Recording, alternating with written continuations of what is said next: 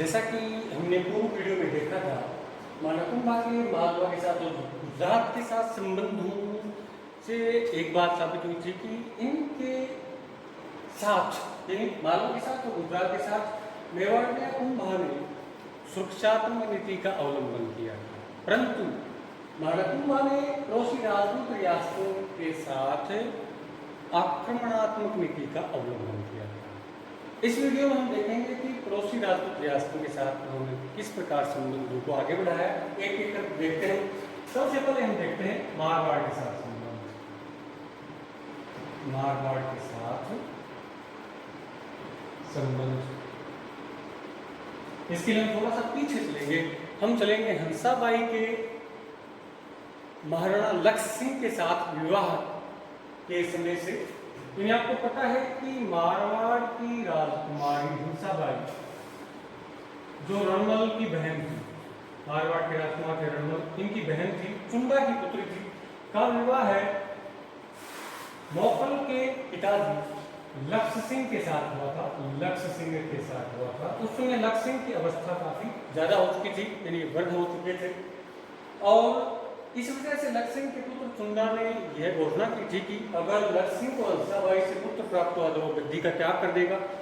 और 13 महीने बाद में हंसाबाई से पुत्र प्राप्त हुआ, मोकल के नाम से वो शासक भी बना। चुंडा ने गद्दी त्याग दी भी, मेवाड़ भी त्याग के मालवा चले गए। लेकिन इस घटना ने, विवाह की इस घटना ने एक लंबे समय तक मेवाड़ और मारवाड़ के इतिहास को प्रभावित किया। जैसे कि हमने देखा कि मोकल केस में भी रणमल का प्रभाव था मेवाड़ में, कुंभा के प्रारंभिक दिनों में भी मेवाड़ में रणमल का जबरदस्त प्रभाव था। और प्रारंभिक जो विजय थी, चाहे चौथावा मेरा कदमन हो, वो भी रणमल के नेतृत्व में या रणमल के परामर्श से हुआ। बूंदी के सहसमल को परास्त किया, वो भी रणमल के परामर्श से। बूंदी के बेरिसाल को परास्त किया, वो भी रणमल के परामर्श से। तो इस प्रकार से रणमल का प्रभाव बहुत ज्यादा था। मेवाड़ के दरबार में बहुत सारे राठौड़ अधिकारियों की भी नियुक्ति रणमल के प्रभाव से ही हो पाई थी, जबकि उसमें हंसाबाई का भी काफी योगदान था।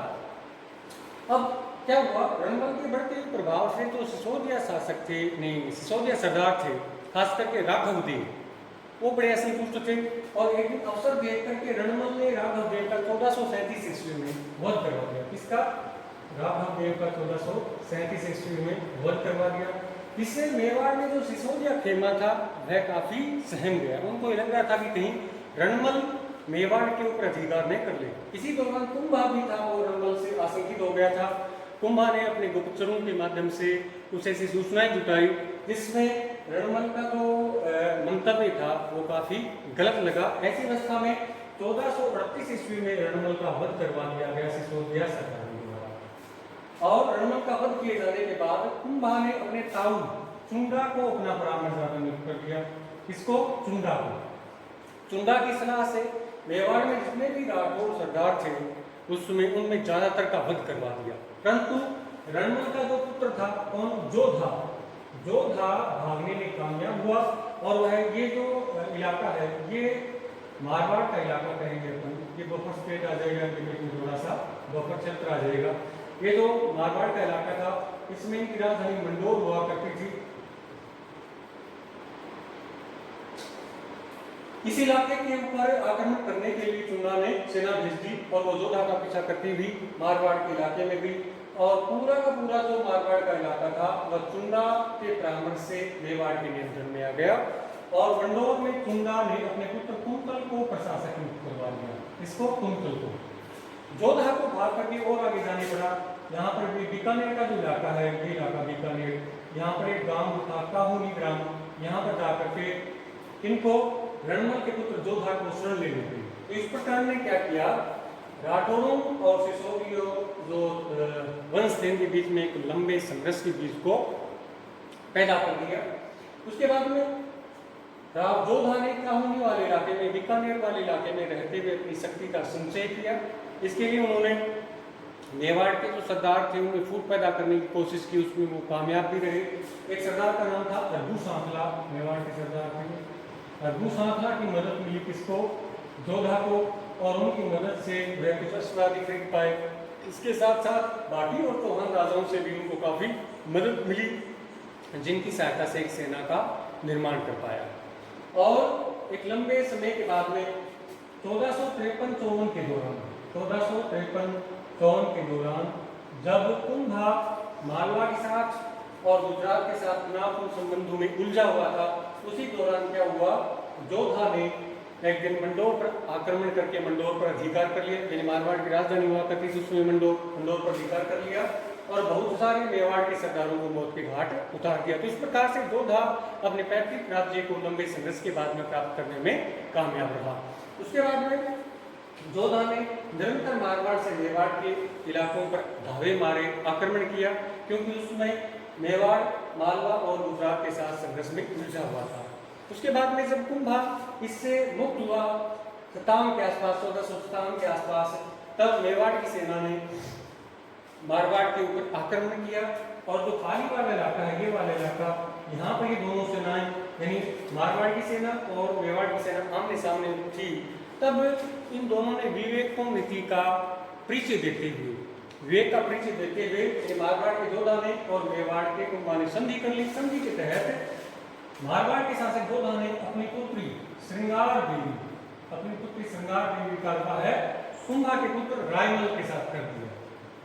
कुंभा के पुत्र रायमल के साथ श्रृंगार देवी का विवाह कर दिया इसने, जोधा ने, और एक लंबा जो संघर्ष का दौर इनके बीच में आरंभ हुआ था, उसका इस विवाह के बाद में कुछ मात्रा में शमन हो गया।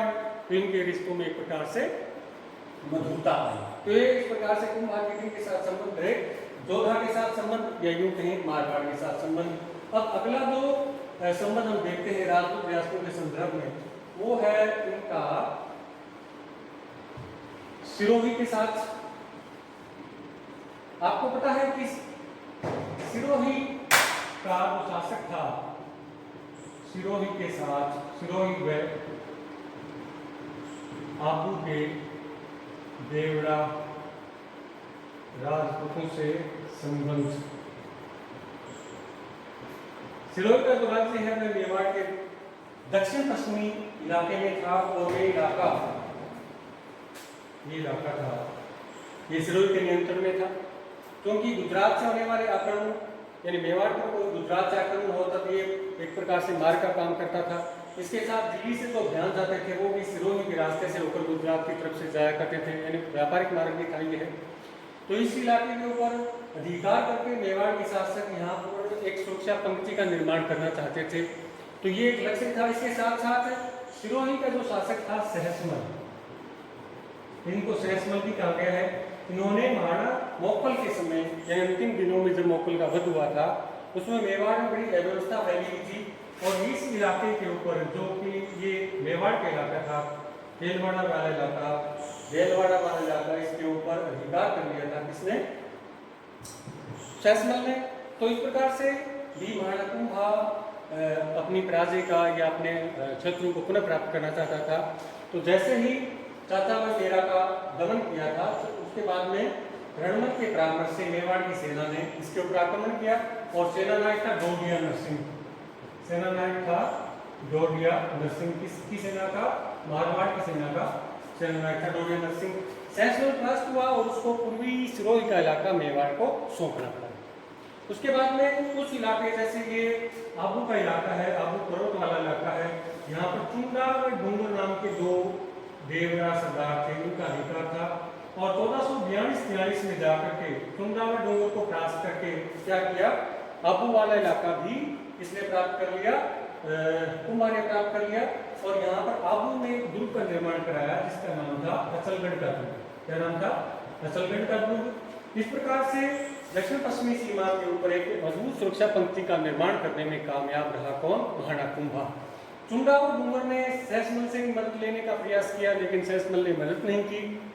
इसके बाद में ये गुजरात के शासकों के पास गए कि हमारी मदद की जाए। गुजराती सेना ने भी 2-3 बार इस इलाके पर आक्रमण करने का कार्य किया था, लेकिन गुजराती सेना को भी कोई सफलता नहीं मिली।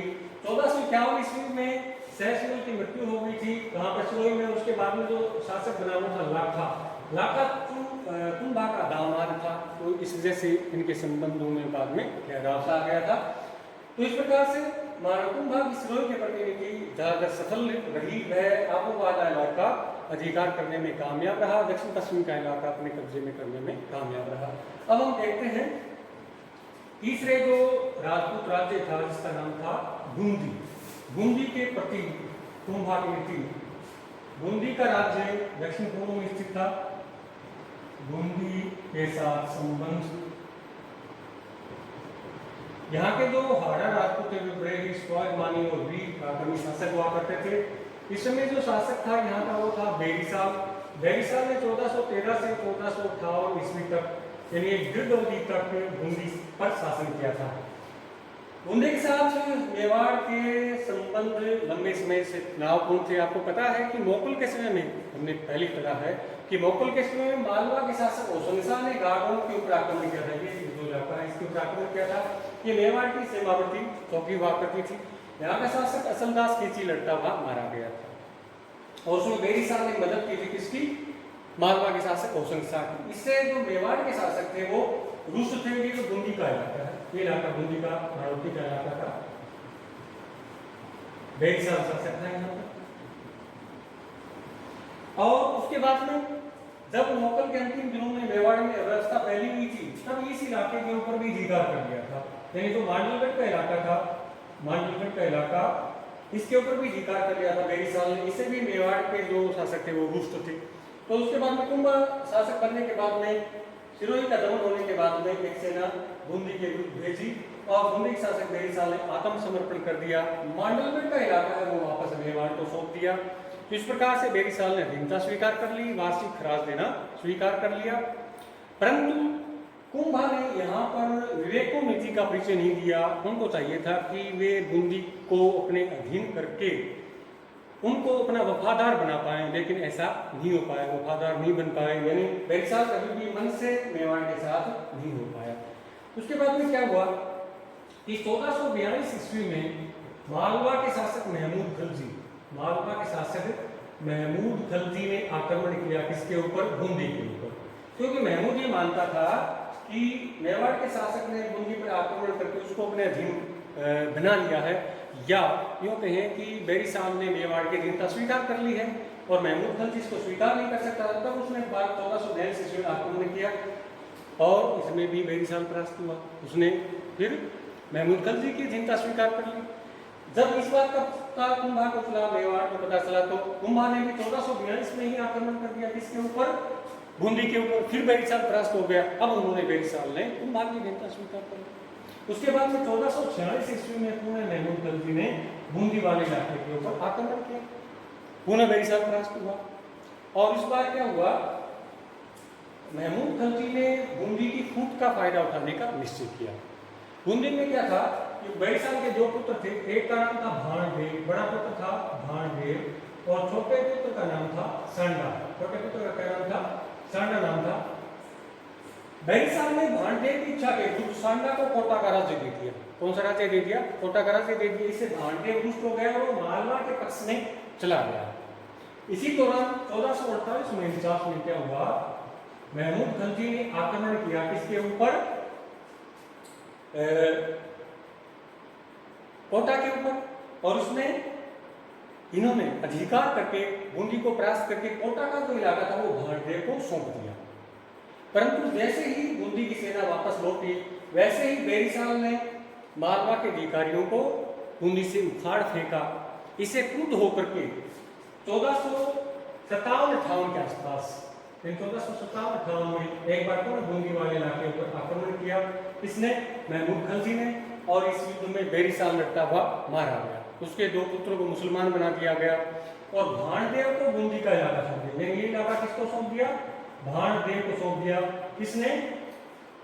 महमूद खलजी ने। इस प्रकार से महमूद खलजी ने 3-4 बार आक्रमण किए। 1442 में आक्रमण किया, हराया बेरिसाल को, फिर 46 में आक्रमण किया, पुनः हराया, 1442 में 49 में आक्रमण करके भाणदेव को लुप्त किया।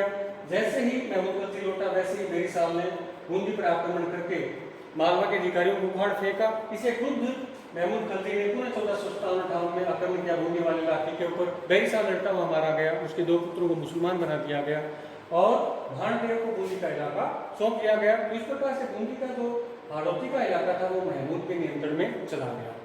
अब इसके संबंध में, अब गुजरात के मेवाड़ के संबंधों के बारे में देखा जाए तो महाराणा कुंभा ने यहाँ पर एक प्रकार से अविवेको नीति का परिचय दिया। उनको चाहिए था क्योंकि ये बफर स्टेट था मालवा और मेवाड़ के बीच में, कौन सा, हाड़ौती का इलाका।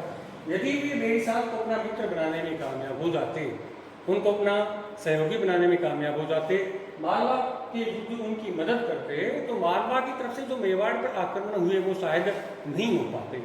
यानी होते तो वो सिर्फ यहीं तक सीमित रहते, वो आगे बढ़कर मेवाड़ पर आक्रमण नहीं कर पाता। तो यहाँ पर कुंभा को मदद करनी चाहिए थी महमूद खलजी के विरुद्ध बूंदी की।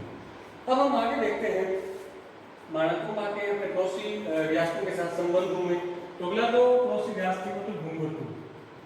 डूंगरपुर का जो इलाका है, यानी उदयपुर के दक्षिणवर्ती ये जो इलाका है, ये डूंगरपुर का इलाका था। यहाँ पर उसमें जो शासक था उसका नाम था रावल गोपीनाथ। रावल गोपीनाथ। ये जो इलाका है एक प्रकार से बफर इलाका था। यहाँ पर कभी जो मेवाड़ का जिला और कभी डूंगरपुर और मालवा के आधिपत्य में रहता। जब यहाँ के शासक मेवाड़ के शासक प्रबल रहते तो इनके नियंत्रण में रहता। आपको पता है कि मोगल अलग वेश अवस्था में शासक बने थे और उनकी अलग वेशता का फायदा उठाया था मेवाड़ के डूंगरपुर के शासक रावल गोपीनाथ ने, और उन्होंने स्वतंत्रता की घोषणा कर दी। माणकुंभा जब शासक बना तब प्रारंभ में तो वो डूंगरपुर की तरफ ध्यान नहीं दे पाया, लेकिन 1446 ईस्वी में उन्होंने डूंगरपुर पर आक्रमण किया और डूंगरपुर को मेवाड़ के राज्य में मिला लिया। रावल गोपीनाथ राज्य छोड़कर भाग गया, तो डूंगरपुर का राज्य इसके राज्य में मिला लिया गया।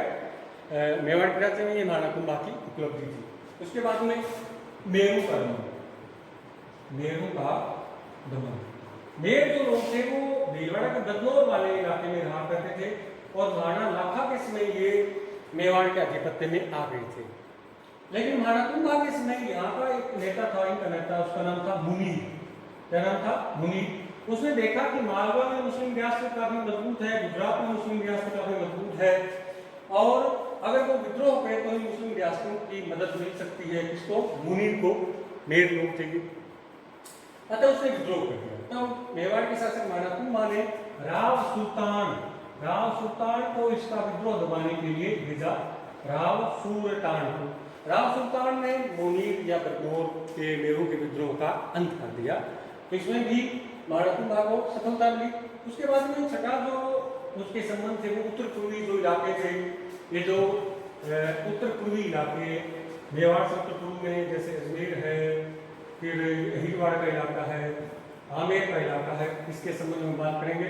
लेकिन उत्तर पूर्वी क्षेत्र के प्रति मेवाड़ के उत्तर पूर्व में उत्तर पूर्वी क्षेत्र के संबंध में उसने क्या किया?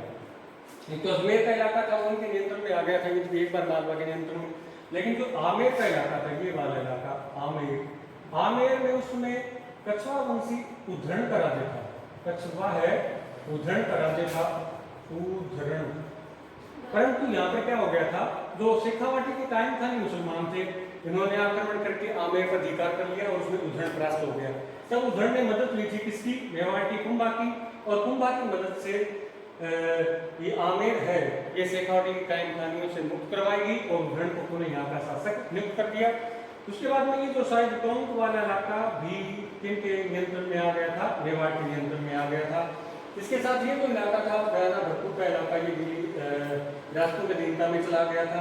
तो इस प्रकार से उत्तर पूर्व में भी मेवाड़ के शासक ने या माणकुंभा ने अपने राज्य विस्तार में काफी प्रयास किया था।